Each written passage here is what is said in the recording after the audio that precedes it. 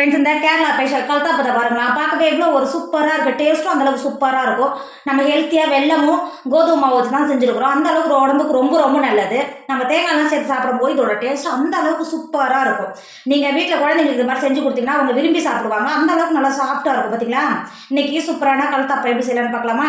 இது கேரளா ஸ்பெஷல்னு கூட சொல்லலாம். டேஸ்ட்டும் அந்த அளவுக்கு சூப்பராக இருக்கும். இன்னைக்கு எப்படி செய்யலான்னு பார்க்கலாமா?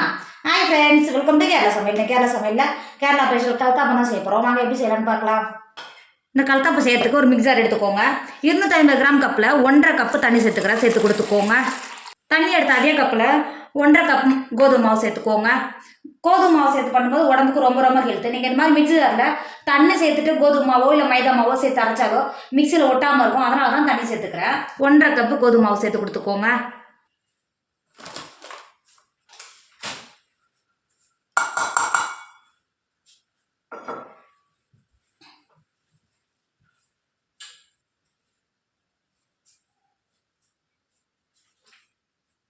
சேர்த்து கொடுத்துட்டு அது கூடவே 1/4 கப்பு தேங்காய் துருவி எடுத்து வச்சிருக்கா புள்ள சேர்த்து கொடுத்துக்கோங்க. 1/4 கப்புக்கும் ஒரு டேபிள் ஸ்பூன் கொஞ்சம் எக்ஸ்ட்ராவே சேர்த்துக்கோங்க. டேஸ்ட் நல்லாயிருக்கும். சேர்த்து கொடுத்துக்கோங்க. சேர்த்து கொடுத்துட்டு அது கூடவே 1/4 டேபிள் ஸ்பூன் நான் பேக்கிங் சோடா எடுத்திருக்கேன். இப்போ சேர்த்து கொடுத்துக்கோங்க. சேர்த்து கொடுத்துட்டு அது கூடவே 1/2 டேபிள் ஸ்பூன் ஜீரகம் எடுத்திருக்கேன். இப்போ சேர்த்து கொடுத்துக்கோங்க. சேர்த்து கொடுத்துட்டு மிக்சி மூடி நல்லா இட்லி மாவு பார்த்து நல்லா அரைச்சி எடுத்துக்கோங்க. ஒரு பவுல் வச்சுக்கோங்க. நம்ம அரைச்சி எடுத்து வந்துருக்கோம்ல மாவு பேட்டரை இது உள்ள சேர்த்துக்கோங்க. இப்போ இரும்பு கடாயை அடுப்பில் வச்சுக்கோங்க. ஒரு 2 டேபிள் ஸ்பூன் தேங்காய் எண்ணெய் சேர்த்துக்கோங்க.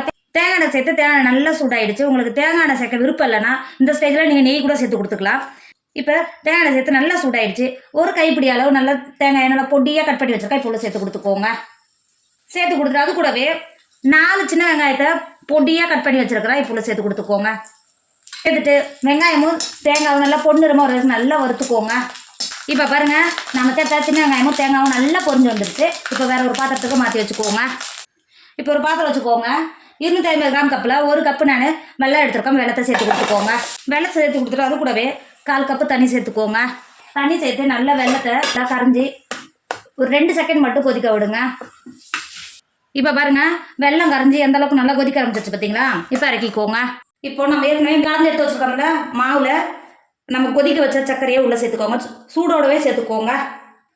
நல்லா வடிகட்டி இந்த மாதிரி வடிகட்டி சேர்த்துக்கோங்க. இதில் நம்ம வெல்லம் சேர்த்ததுனால வெள்ளத்தில் மட்டை தூசி அது மாதிரி ஏதாவது இருக்கும். நீங்கள் வடிகட்டி சேர்த்துட்டுனா ரொம்ப ரொம்ப நல்லது. வடிகட்டி நல்லா சூடாகவே சேர்த்துக்கோங்க.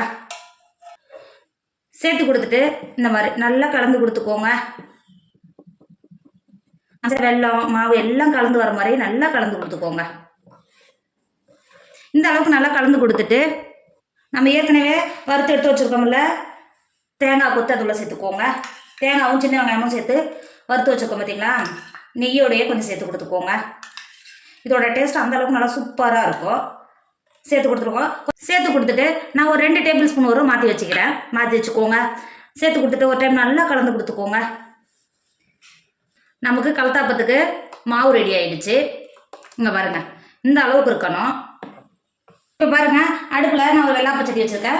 லைட்டாக சூடாகிடுச்சு. இப்போ நம்ம ஏற்கனவே மிக்ஸ் பண்ணி எடுத்து வச்சுக்கோம்ல மாவு ஒரு குழிக்கரண்டி அளவு சேர்த்துக்கோங்க. கரெக்டாக இருக்கும்.